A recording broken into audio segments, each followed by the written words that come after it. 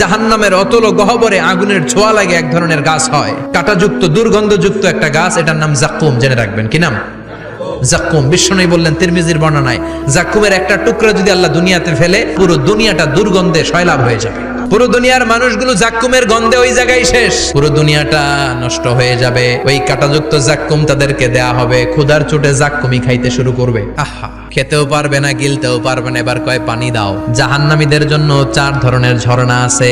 একটার নাম হলো হামিম, মানে ফুটন্ত গরম পানির ঝর্ণা। 2 নম্বরে হলো গসাক, মানে বমি। 3 নম্বরে হলো গিসলিন, দুর্গন্ধযুক্ত রক্ত আর পুজ।